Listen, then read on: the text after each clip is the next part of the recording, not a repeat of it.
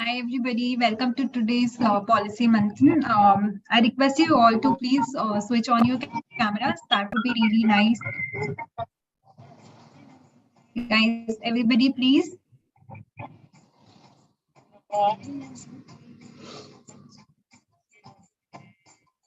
Others?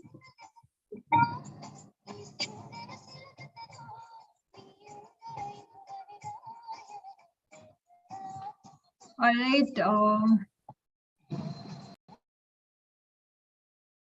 And others, what about Nikita and Varsha? Guys?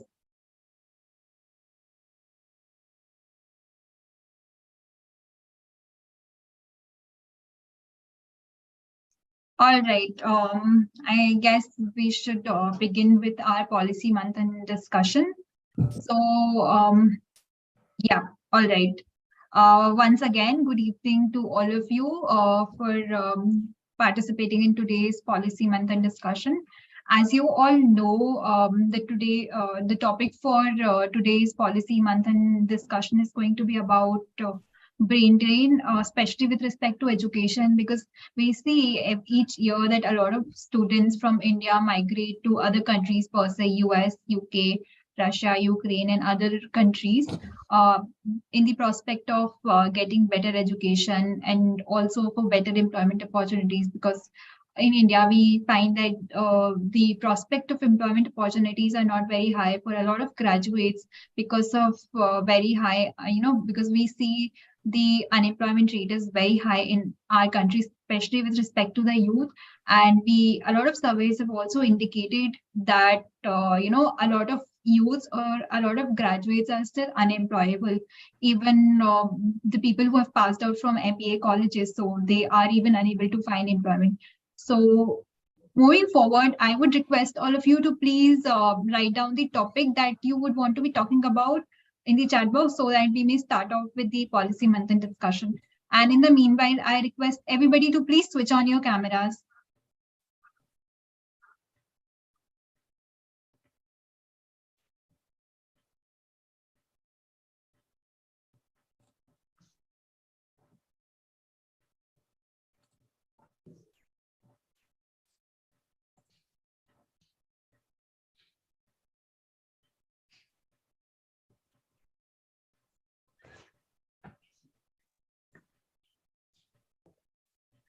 All right, so maybe we could begin with Sri Lakshmi. Sri Lakshmi is going to talking about socioeconomic context behind the brain drain. So yes, Sri Lakshmi, you may go ahead.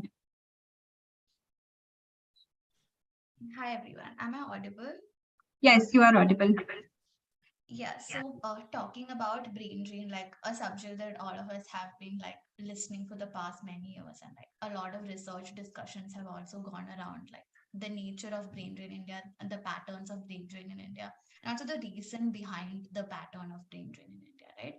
Understanding the socio-economic context of brain drain would also require a bit of like I'll be talking more about not on the purely economic lines of the reasons of brain drain that we talk about during policy discussions was also a bit of like a socio-historical context, right? It's majorly this that the colonial mentality that we talk about a lot in terms of brain drain. Why do students look for education abroad? It's not only just that there is unemployment, obviously unemployment and lack of opportunities are a major reason, but it's also like the perception around the reputation of abroad universities, right? When we characterize Indian middle class, like very much it's said that we are an aspirational middle class. Even with people who students or people belonging to middle class backgrounds, even if they don't have that much economic facility to kind of facilitate their education, still people take up student loans, people aspire to be part of those well-known universities like abroad, Cambridge, NYU, or whatever, right? And this also has to do with a lot of inherent inequality issues in our structures. Our hierarchies we have inherited from the colonial past, right? Because in the colonial past, while Hold on just a sec. Yes, you may go ahead. yeah. So in the colonial past, while we talk about hierarchies, all the senior posts were dominated by privileged British officers or privileged Indian class officers who could pass English exams. Now we've come far ahead of it. Now a lot of people in India have that sort of an education, but still the hierarchical system is majorly kind of concentrated in the privileged classes of India. While the government through NEP and Study in India or Stay in India campaign have tried to bring in that sort of an education structures across the institutions in India, because we see like education minister talking about collaborations of IITs with abroad universities to make the whole PhD doctorate program and everything interesting for Indian students. The major reason why people move abroad is not only the quality that we're talking about here, it's also the perception around the kind of education or that kind of colonial education that we have in our minds, right? More than that, why unemployment is like a long term issue. While we talk about unemployment rates in science fields of people like techies and all those people, engineers moving abroad, we also have to look at how liberal arts as a stream in India does lack that sort of an employment opportunity, right? Me being a pol science student is obviously concerned about my options in India. Like, what is my options further? Like maybe UPSC, civil, so maybe civil services or doing policy or something like that, but very limited options. So I think that moving abroad might look like a better opportunity for these people. Again, understanding like why do people move to countries like UK, which is also having a dysfunctional economy at the movement. But still, again, like this is that perception that somewhere opportunities might be better there. So more than syllabus and more than making the education, obviously you have to make it skill based, you have to make it vocational like what NEP talks about.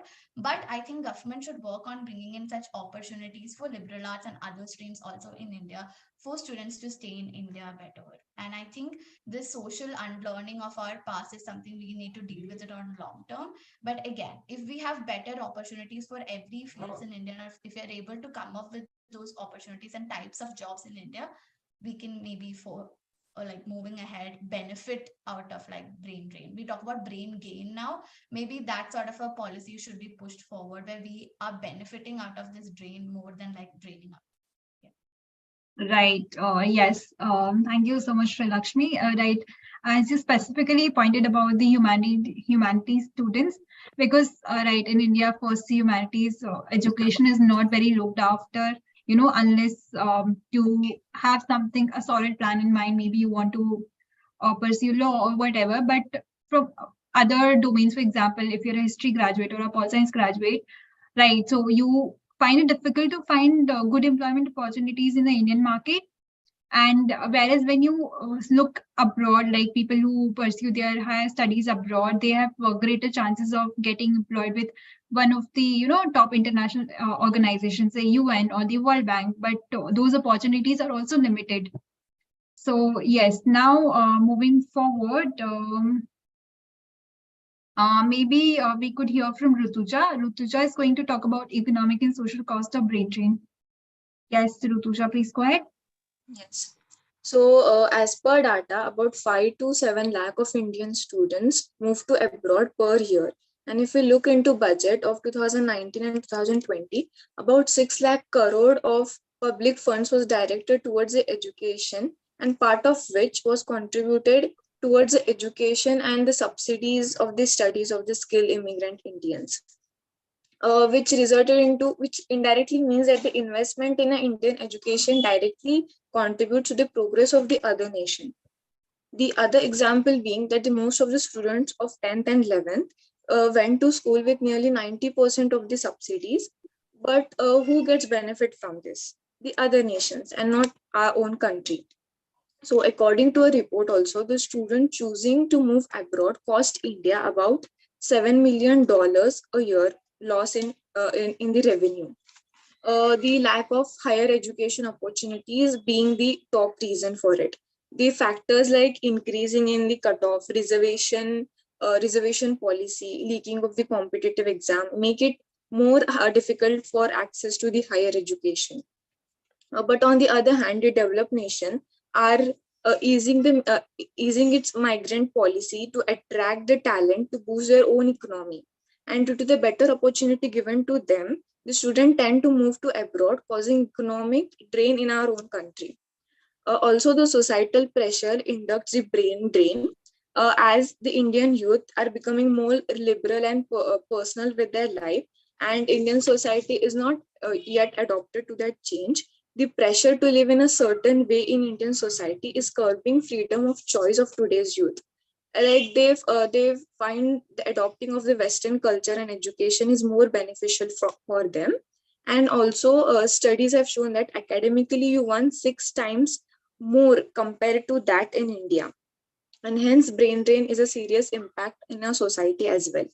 The solution like technical focusing on technical education and research, giving better higher education opportunities, and also education accessible to all, this irrespective of their gender, caste and religion, which will benefit economy and society as well.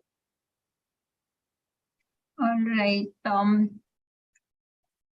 Thank you, Rutuja. Yes, I mean, from a cultural standpoint, also, like a lot of youngsters find it feasible to move abroad despite them, taking huge loans for their education abroad, maybe because they don't want to use their parents' money, or maybe for a lot of people also it becomes a financial burden, right? They're not able to afford the education or the abroad education, but still, from the cultural standpoint, they find themselves to be more fitting in other countries. So that is also one of the reasons. And also, right, yeah, from other point of view, if we look at the population in India, right, if you're aspiring to get admission in one of the top IITs or top IIMs or the AIMS, in India, it would be very difficult for you to get admission. And there was a very interesting article that I read somewhere, wherein the person stated that it is much easier for you to, get admission in one of the East top institutes. But if you want to get admission into Harvard or other top colleges, so there are higher chances for you to get admitted over there. And that person backed that article by stating some facts and figures, which I don't remember at this point of time. But yeah, moving forward, yeah, now maybe we can hear from Archa. Archa is going to talk about history of migration and brain drain with respect to Kerala. Yes. Yeah, sorry everyone. So I'm outside right now. So I won't be able to put on the camera for long. Yeah. So I am from the state of Kerala. Like as you know, Kerala has a long history of migration, and it's centuries of history of foreign trade and migration. And what happened, like in the 20th century, if you look, the Gulf boom happened. That means like all the Middle Eastern countries started gaining money. The economy started growing because they discovered oil, and so that caused a lot of migrant population to Gulf countries from Kerala. So and like that actually was good for the economy actually, because all these people who were semi-skilled and they got this opportunity to go abroad to Gulf countries, and the Kerala economy actually grew from the remittance, from the money that was gaining, which was paid back. So so like a similar boom is happening right now. That is like a lot of but the difference is that then all these people who migrated to Gulf, they had a plan to come back, and they were working there, providing for their families in Kerala. But what is happening right now in Kerala is that almost people, like every person in my town, everybody is going to the Western European countries in pursuit of getting a permanent residence in Europe. So there's a huge difference in the both, because the remittance, the money, the amount, it's not coming back, it's going, the people want to settle in. So what like we have to look is that there are for migration, there are actually two factors of push and pull factors are there. And what is pulling from Western countries, as we know, is that the better standard of living, and also the better educational opportunities. And even one of my friends, she herself said that, I'm just talking from experience. So she's now in Australia. What she said was that, I will be wanting to settle in Australia because I feel the government here is not giving enough for the tax we pay. So in Australia, she's telling that she gets a lot more benefits. The government is giving so much, and that's kind of the mentality of most of the youth who is going to who wants to like permanently resident. And like, and talk about push factors, I would say like I said, Kerala, even though it has a very high educational like educational rate and literacy rate, I mean, there's a huge amount of unemployed youth in Kerala. So that's also one of the push factors, and a lot of students and like a youth today may want to move out of this traditional culture mindset that is there in Kerala. So yeah, that's just a very brief overview about what's like from what I've seen in my experience. So yeah, thank you. Yeah, thank you so much, Archana, for bringing in talking about your personal experience from Kerala. Because, like, obviously, the experiences that you shared with respect to Kerala might differ from somebody who is from Orissa, say, or from Jharkhand per se, or somebody who is from other states of the country. So people have different expectations while they choose to, move abroad to pursue their education. But yeah, people do also have their own personal reasons. So yes, now moving forward, yes, we will hear from Sakshi. Sakshi is going to talk about solutions in government initiatives. Mm, Hi everyone, I cannot switch on my camera. Actually, I'm having a network issue. So, am I audible? Yes, you are. Okay, hi everyone. So, talking about brain drain, exactly. So, it means that the top talent of a country is going elsewhere, and they're not contributing to the country. This could be the form of skilled professional going abroad, either for education or for business. There might be many factors in affecting that. So I'll be talking about the government initiative, what government has done from the side to tackle this issue. So they have offered 500 students of India a scholarship of worth rupees 75,000 as a part of PM scholarship scheme, and the vacancies at various prestigious college was also provided by ministries, and they ensured that the seats in NIT will be provided through counseling only.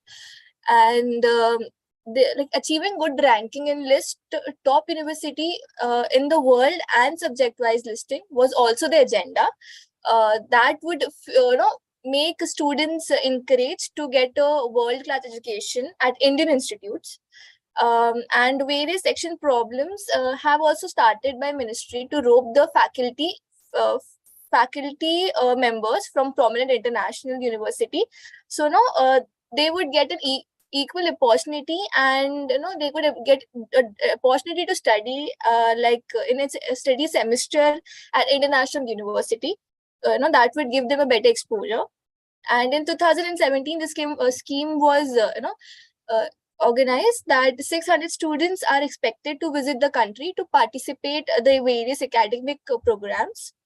And the research investments is also being made to come up with the quality inventions to attract more students to take up research programs. This was a government initiative that took place. But to solve the issue of brain drain, talking about that, the various steps were taken from all the organization, whether it be non-governmental, profit-based, or public-private, or partnerships. So first of the issue was rural development.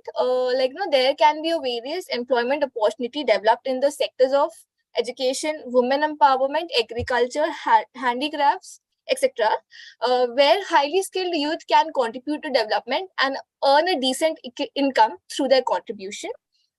And the second is the tackling underemployment. The companies recruiting employees should take utmost care to resolve any form of underdevelopment in their organization.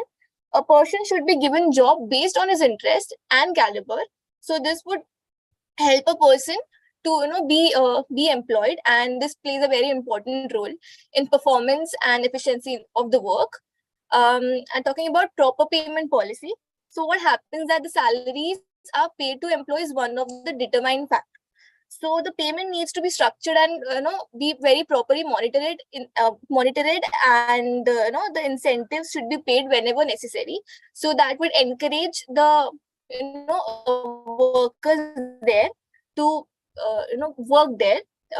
Placements in the country. So more Indian companies in pharmaceutical, electronics, ICTI, etc. should also employ the recent graduate with good packages, allowances, and decent working condition. This would help them to encourage and youngsters to work in India only, and itself earn and be benefits of their merit. And the last is the work culture. So what happens, like most organizations in India do not work on strong principle and work culture. So this leads to the politic within an organization, and we can see that there's a communication gap there. So absence of this, leads to the anxiety and stress between employees. So many employees migrate to countries abroad with an exception of decent work atmosphere and staying with improper work culture. So it is very important to resolve this issue and have a very good work culture around the organizations and workplace. Thank you. All right. Thank you so much, Sakshi, for talking about the initiatives that are taken by the government and also other things that could be done by companies per se. So yes, now moving forward, maybe we can hear from Lilavati what she has to say about the end topic of education and brain drain.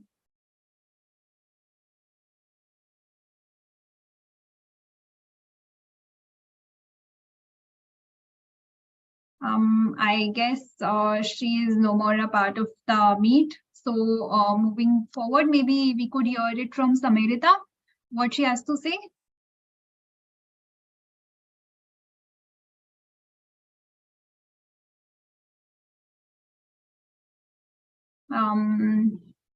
I guess again, Artika, do you wish to add something else?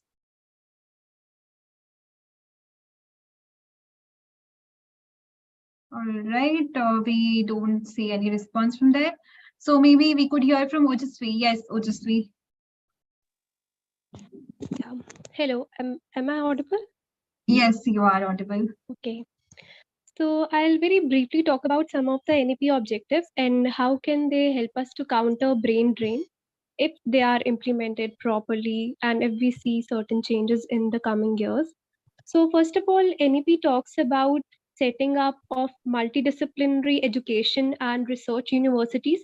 As we know that we recently talked about that how we lack some liberal education facilities, and most of the times the students who go for pursuing masters abroad, most of the times they go for that because our research universities, they are not efficient enough. And most of the time you see when people they cite the name of universities, mostly those are the foreign universities. It was just recently that this science university of Bangalore, it received a number of citations, but most of the time there are universities like Harvard where the top researchers are being done, right? So, and second objective is that we'll be setting up a top 100 global university campus and partnerships. Now, most of the times, whenever there are exchange programs, so these are the highly reputed universities of India like DU and some other universities which have such partnerships. Otherwise, students have to separately apply for some other exchange programs which require them to pay some money to guidance counselors, and there's a separate brand of jobs who are there are separate number of people who are specially involved in these kind of jobs for guidance counseling and all. So if we are able to set such global universities, I think we can start brain gaining also, and we'll be seeing a number of students from universities from abroad will be coming up in India, and we'll be setting up global standards, right? And the third objective is that we'll be extending our undergraduate study to 3 to 4 years, and the the biggest advantage here the government is giving is that they'll be getting the number of opportunities to exit when they want to. Now, this will also help us to increase our enrollment ratio, because there are times when, due to certain issues, the students they cannot continue their education, so they have to most of the time they drop out. So like foreign universities, they give you a chance that in case you want to try in some other career, so you can drop out from that particular course for a period of time, and you will maybe get a diploma, and after that you can resume your education when you are done with some other course, and you can add it to your resume for improving it, or and for getting better job opportunities. Now, fourthly, we'll be setting up academic bank of credits to facilitate credit transfer to other universities. Like I earlier said, that we have this exchange facilities available. So most of the time, students they sometimes when they go to some other university for exchange program, they miss a semester or they have to extend their study for one more year. So in case we are giving them this facility to transfer the credits, that will help them a lot. And apart from this, I think we can make India a global destination by by waiving of fees, by waiving of tuition loans and all, by setting up some affordable fees. So government also started one initiative in I think around 2018. It was Study in India. So they'll be waiving of fees for around 2 lakh students. They'll be offering them seats also, and many students from abroad, they are coming to India for this. Now we have to see that how a developing nation like India, it can attract more people from developed countries to study here. And we'll be seeing in the future coming years that how can NAP actually be implemented. And we can see in coming years if, like ancient period, like Takshashila University used to attract a lot number of people. So let's see what happens. But the point is, we need to implement, we need to practice what we preach. So we need to really focus on implementation part. Although we have a good policy, now we have to see how we implement it. Thank you. Right. Thank you so much, Ojasvi, for talking about the points from the NEP. Yes, I mean, right. If we sort of try to bring in more foreign universities, like as NEP talks about foreign collaboration, setting up, branches of the top universities in India, that would also act as one of the catalysts for a lot of people to, rather than just moving outside, they can just study here. Even now, some of the colleges, for example, LAC, they offer some of their programs like you can enroll them, you can attend the classes at their centers, designated centers, and they would give you LSC degree. So something of that sort. And, in order to attract a lot of, other students from other countries, so we can sort of try to rope in good faculties also, right? Like some of the private universities, for example, Ashoka and other private universities, they do have significant number of foreign students studying over there, so we should also look into something of that sort. Now moving forward, we will hear it from Archana. Archana is going to talk about National Research Foundation Initiative. Uh, Hello, am I audible? Yes. Good evening, everyone. So, firstly, my fellow mates have almost told the reasons that why brain drain is happening right now. So, one point I would like to add before I go to explain National Research Framework is that we have some sort of deviation. As in, when I read through an article, it was written that if some students want to pursue biotechnology along with fine arts minor, we don't have that much of framework and curriculum. So we see a rigidity in our course structure. So we'll need to look through that first, because I remember that I'm from Rajasthan. So in our school as well, there was this thing that you can't have eco and maths together. Like in humanities, we didn't even have that subject. And now I look at students in my in college days, I listened from a student that they had eco and maths along with humanities. So I feel kind of that, yeah, I lack somewhere. And it was a major subject which I should have maybe I couldn't change school, but they should give an option for that. So I think we should include that first. And moving on to National Research Foundation, is that it is an initiative under NEP only, that aims at funding and promoting research in the country and coordinating it. So basically what it does, that it will include various ministries which are independent of each other, but it is to ensure overall research ecosystem, a kind of that we will not duplicate basic science, we will not expend much on it, but still we can adequately supplement all the additional things, and then we can promote R&D in the same field. So it's kind of like bringing all the nitty-gritties and the big institutions together. So that's one initiative that might help people.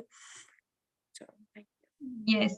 Yes, I mean, what you talked about the rigidity of the curriculum, right? I remember during my time in my school, I just had the option of taking, if I wanted to study humanities, I just had the option of studying history, economics, and geography. There was no other option. But, like, for example, if you want to pursue economics honors from Delhi University, you need to have maths in your 11th and 12th. Irrespective if you have economics or not, does not matter, but you need to have maths. But what if somebody wants to study both? So again, there is a rigidity, and this sort of rigidity is not found in other countries in their curriculum. Like, they are very flexible. You could choose to study stats along with Shakespeare, right? So Indian curriculum also needs to take that into account, because right, the needs of the current jobs are also changing, right? People just don't require people who are good at maths, but they also require people who have good other good knowledge of other domains as well. So yes, moving forward, we will hear from Akanksha. Akanksha is going to talk about brain drain and general government approach. Yeah. So good evening, everyone. We know that the healthcare sector, it's like one of the most suffering from brain drain issue in India. And according to data that is by OECD, around 69,000 Indian trained doctors, they were working in UK, US, Canada, Australia in 2017. And in these four countries, 56,000 Indian trained nurses were also working the same year. And India has 1.7 nurses per thousand population, and our doctor to patient ratio is much below than the WHO norm. We have one doctor per 1,404 patient, while the WHO's bar is one doctor per 1,100 patients. Um, when we talk about government policies, there are some progressive policies like nowadays, like we just talked about, and other people talked about. Uh, some of these schemes, like 2014, they were mostly not so long term solutions. Rather, they were restrictive solutions. Like in 2014, government stopped issuing no objection to return to India the NORI certificate for doctors who had migrated to US and wanted to return to India.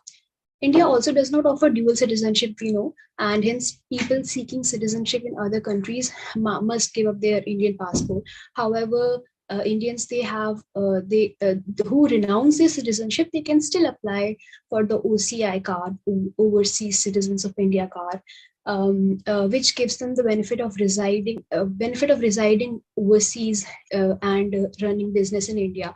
However, government cannot be much restrictive with them, because they are huge financial assets and invest in the forex of our country. As mentioned earlier, also there are a lot of progressive schemes by the government nowadays. Be it the NEP or other schemes which I discussed earlier. Also, there are schemes like the Ramanujan Fellowship, Innovation in Science Pursuit for Inspired Research, the Inspire program, that is to encourage scientists and engineers of Indian origin from all over the world to take up research position in India, especially those scientists who want to return to India from abroad, or say that the Ramalinga Swami Fellowship for providing a platform for scientists who are willing to return and work in India.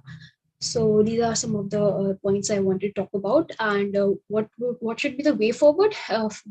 First of all, we need to have more investment in the education sector and developing the laboratories and other infrastructure, in creating more opportunities, be it employment opportunities, research opportunities, or the education sector related opportunities. And all these schemes that are mentioned in the NEP, like the setting up of reputed university campuses in India, hope they get implemented really well in India, so that not a few people get benefit from it. And we also need a systematic change in the overall environment for incentivizing the top human resources to stay in our country. And we need to do the reverse brain gain phenomena happen. And we can also have bilateral agreements for brain share programs with other countries. So yeah, that's what I wanted to talk about.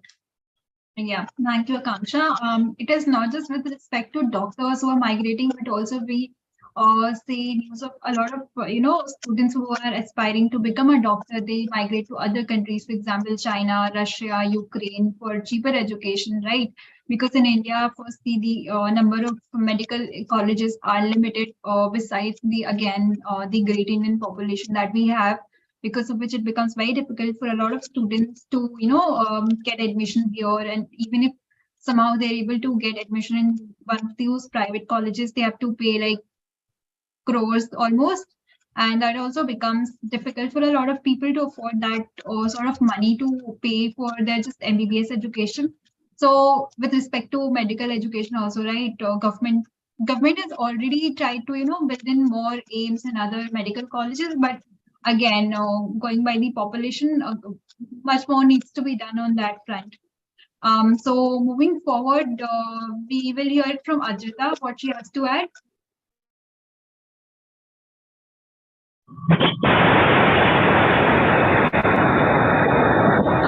Ajita, there is yes, there is some background noise at your end.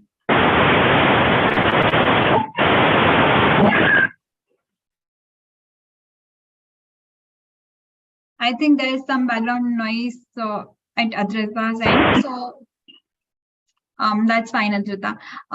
Moving forward, maybe we could hear it from Nikita, what Nikita has to add.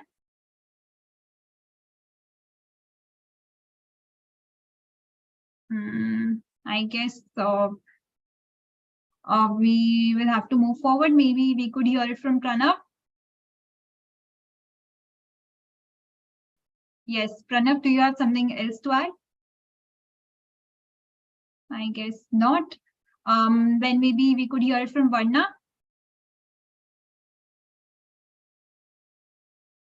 All right.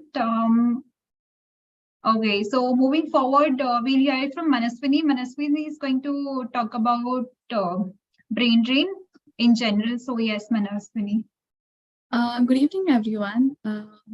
I'm glad that we are having a talk on brain drain. So here we go. So I come from Hyderabad. Okay, now Hyderabad has at least one engineer in every home. Same is the case with Bangalore. Maybe it is the result of IT hubs in Hyderabad or South India as a whole.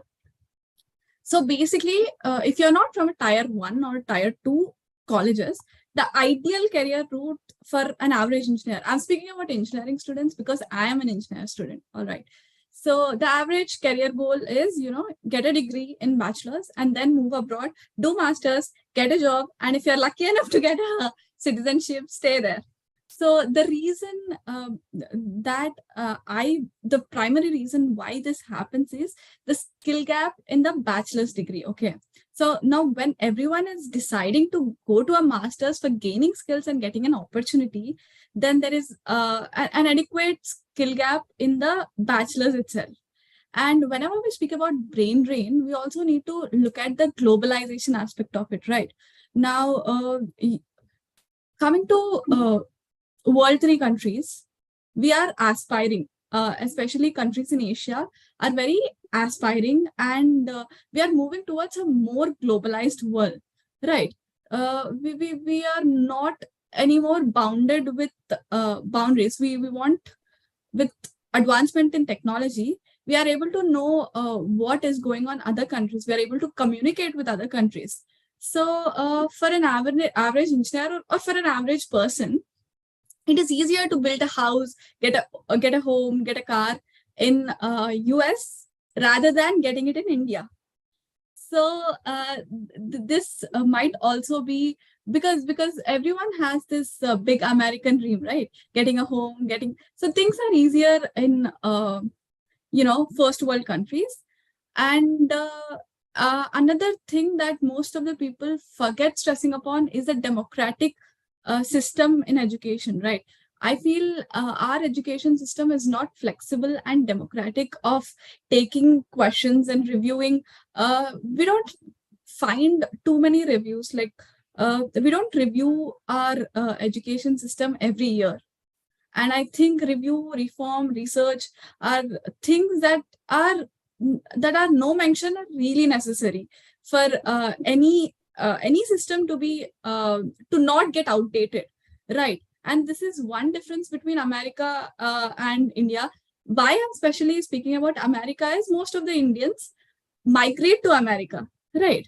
In fact, in America, Telugu is the most spoken language after English. So, I am speaking about America, and coming to our niche, primary education in America or other European countries, most of the primary education schools are public funded, and they are top notch when it comes to quality of their education, right? And coming to why people really want a green card, why people really want a good citizenship is a their children are secured with a good future. They have all the best facilities, all the best public, and that are public funded, mind you. So I think this is one more thing. However, as many members in the meet has pointed out on the anticipation of new education policy, I think progress can be expected if the policies are implemented properly. When it comes to flexibility in syllabus, right? In India, especially, I've seen many people who did their first year of bachelor's and they wanted to change their course. If they want to change some course, they have to redo it again, even the subjects they have are already cleared. So there is no credit transfer. So if things and technicalities as such are, better, then I think our education system will be more flexible. And coming to multidisciplinary approach, with the implementation of vocational courses and with the access to many resources, I think if we are given enough access, then we would be choosing to make better career choices and reducing skill gap. So I think, yeah, this is what I want to talk about. Yeah, thank you so much, Manaswini, for talking about from your own experiences. Moving forward, maybe we could hear it from Artika, if Artika has something to add. I guess not. All right. Yeah, Pranav, maybe Pranav could add in a point or two. So yes, Pranav.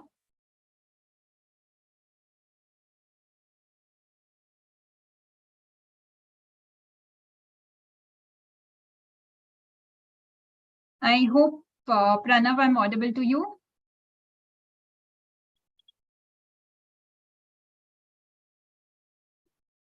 All right. Riddhi, do you wish to add something else? I'm so sorry, I can't switch on the camera. I'm not feeling too well today. All right.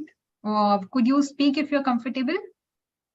A little I can. So with respect to brain drain and when we talk about national education policy, so I think national education policy with its vocational subject and multidisciplinary course can also open a new choice where people may really not want to go to different countries. Reason being, what happens is in India, people do not have some in India, apart from some colleges, people don't have the choice to study what subjects they want. They're often forced with the subjects that are provided by by a particular college's course structure, so they get very stuck with it. And when we go outside, we see that that's not the case. There is a more credit based system that works upon doing whatever course you want to study and matching the credits of the course. That is more important there. So I think with the introduction of NEP and introduction of multidisciplinary courses within college levels, within school levels, that will certainly create a atmosphere where people will be more encouraged to continue their schooling in India, I think, personally, and that is something. That's all I All wanted. right. Thank you so much, Riddhi, for participating, irrespective of your poor health. So we really appreciate that. Lastly, I think we have just Aman remaining, so maybe we could hear it from Aman. Yeah, so I wanted to talk about my points, but first I would like to talk about 3 points that I picked up from this conversation. So the first one is the this concept that was introduced in a new education policy, that was about that you would be given a certificate after completion of, let's say, 2 semesters or 3 semesters. You will get a certificate, you'll get your credits. But the problem with that is that if the job market is not going to recognize your certificate, as opposed to the person who has completed the entire graduation, or another course that has a sort of like that gives a nature of completion to it instead of 2 semester and sort of like a bad certificate, then definitely you would be left out of that competition. So that significantly reduces the chances of getting into the job market and finally landing up a job. So the second thing was that I picked up was that diversity of the course and curriculum. So that is definitely a huge problem. We are very rigid about our curriculum. We either stick to one specialization, or yeah, that's it. But again, the problem is the job market. The job market doesn't cater to a curriculum that is structured in a way that can cater to a person who has a variety of experience in different fields. So they need specialists instead of generalists. So first, the problem is that we need to tackle both of these situations simultaneously: the job market and also the education system. So it's not just that a course is bad, which it definitely is, but also our job market doesn't cater to a much more diverse curriculum. Now, the third thing that I picked up was the foreign campuses being set up in India. So that again is a really nice move, but the problem with that is that the government has also allowed them a certain amount of freedom about structuring their fee structure. So that is definitely going to make education less affordable. And the second problem with foreign campuses is going to be the quality of life. It's a different tone. So in a sense that people don't go out overseas just for better education, they go out for an overall quality of life. So if you bring in these quality education institution, that is uh, one problem being sorted out, but that's not a panacea, right? So we need to tackle on the entire political structure and the entire political system and the entire economic system before getting into the educational part. So yeah, these were the 3 things that I picked up, and that's what I wanted to talk about. All right. Moving forward, maybe we'll hear it from Pranav and then Kartikeya. So yes, Pranav, you may go forward. Hey, hi. So I'm sorry, I think I'm facing some technical glitch. I'm not able to switch on my camera, and even the muting problem is there. So one Yeah. thing which I feel is very important why people do move abroad is, as Aman said, there is a lack of, job. I feel there's a lack of job opportunities in India, especially when it comes to humanities courses. So a lot of course, a lot of there are job opportunities in India, and the market and the horizon, it is expanding day by day, but it is somewhere limited to technical courses, science-based courses, and what you call as STEM courses. For humanities, it is generally a very neglected field in India. It is considered soft skills or something it is which is not very important. So I think that is also very significant reasons why people from humanities background, they prefer moving to the US or the UK, where such fields are comparatively have a better job market over there. Second thing which I feel is, again, as many people pointed out, the quality of education. Everything is very theoretical in India, even if it comes to, especially when it comes to as a humanities subject, but otherwise too, things are very theoretical. Everything is pen and paper based. The education does not give a very practical working knowledge of subjects. Um, as many universities in the US and UK, they have a compulsory internship criteria in their last semester. So all these measures are to give a little more practical knowledge, a little more working knowledge of the subject. But India, the education system here lacks in those particular aspects, which again, kind of creates a setback when it comes to the quality of education. So I think those are very significant reasons why people do move abroad. All right, We need thank to you, work on Pranav. them Yeah. to, yes, I was just concluding that India does need to work on those aspects to actually, make itself better. Yeah, thank you so much. Now, as we have very limited time, so we will hear it from Kartikeya. So yeah, am I audible? Yes. Yeah.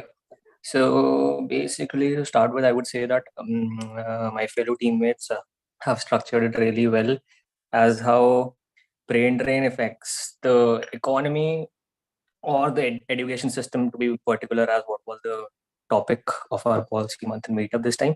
So I would be dealing with some pros of brain drain, basically. To mention some, I would add on that it has some positive effects on the economy, such as the individuals who work abroad, right? They send their family members some remunerations in India, which, to be honest, increase the monetary support, which increase the foreign exchange reserve of the country. Second, I would like to talk about the concept of reverse brain drain rather than talking about the concept of brain drain. All of us have mentioned about brain drain, how it happens. What happens is most of the elite group of our country goes to another country, to basically to a much more developed country, because there are higher opportunities over there, and they feel they are much more valued over there. Rather than talking about brain drain, what is particularly happening over here in our country in India is that there's a reverse brain drain which is happening. If we look into the economic structure of our country as of now, so what particularly is happening is that what this concept of reverse brain drain refers to is when uh, uh, the people from developed nations comes and enter the developing nations. Why this happens? Because most of the developed nations are overcrowded and people are searching for jobs in other developing nations. Why this is happening? Because now the social structure has changed as such. In the first hand, it was like the companies wanted people to work from them. Now, sorry, the people wanted companies, and now the companies want people at a cheaper rate, right? Employees. That's why the companies are coming to India and set up their headquarters and everything. So basically, what is happening in India as of now is a concept of reverse brain drain. That's all. Thank you. All right. Thank you, Kartika, for bringing in a different perspective. So moving forward, as we are almost close to the time, so if there is anybody who would like to add in some pointers, so maybe you could add, like you're free to add. So yes. Yeah, so I wanted to say, I wanted to reply to Karthike about remittances. So obviously remittances are like good, they're beneficial for the economy, but they're still charity, a valuable but still charity. So instead, receiving money in the form of charity, if we had that kind of potential, if we had that kind of talent within our country, so the translation of their talent into the economic growth would be significantly higher than the amount we receive through remittances. So that's what I want to say. And the second thing was reverse brain drain. What you talked about, that Sending money to your family back at home is not charity. It's much more of a social and moral responsibility, I believe. Karthik, yeah, maybe we could hear it from Aman, and then you will have your own time. Yeah. Yeah. So about what was I saying? Yeah. Reverse. I was saying, yeah, reverse brain drain. So the foreign countries setting up their businesses and their companies in India, obviously it's again a good thing, but we need to again talk about the North's appropriation of the global South. They appropriate our resources, they appropriate our cheap labor, they appropriate our land, and the repercussions are seen through environmental degradation and exploitation of human rights. So we need to take this concept of appropriation into account when we are actually talking. So it's reverse brain drain, yes, but it is also sort of veiled under this appropriation of the North of the South. All Yeah, so right. Karthik. Yes, Kartikeya, you may go ahead. I indeed believe what Aman said is absolutely right. But when we talk about the practical aspect of applying this thing, right? What I feel is that all the organizations that are set up over here, it's not like a human rights violation that is happening over here, as you mentioned, because I have not felt that something like that is happening. Or see, what you are specifically mentioning is that you are doing virtue signaling of the companies who are coming from abroad and what they are doing right now over here. It's not that these companies are doing a violation of all these things. Other Indian companies are also doing these violations, if I have to add on. Furthermore, yeah, we do have to work upon this thing. And yeah, that's all. All right.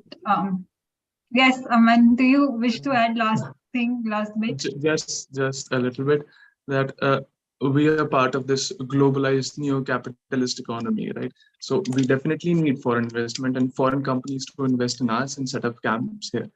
But again, if you look at the big companies, let's say Pepsi or Coca-Cola, the way they function in India. So I'm not gonna reveal, but I would leave it up to you to look up like how do they function. So that's what I'm saying. Obviously, you're right that we need them. Definitely we do, but it shouldn't come at a cost of, yeah. Right. All right. I think with this we can conclude the policy Manthan discussion. So I think, yes, Riddhi, do you wish to add something? Riddhi, do you wish to add something? No, I just wrote it down in the chat box because Yeah, already. Yeah, somebody did mention about reservation in the beginning. So yes. So yes, maybe we could close it for today. Thank you so much, everybody, for participating in today's policy Manthan discussion, adding your valuable comments and valuable insights with respect to the topic. So yes,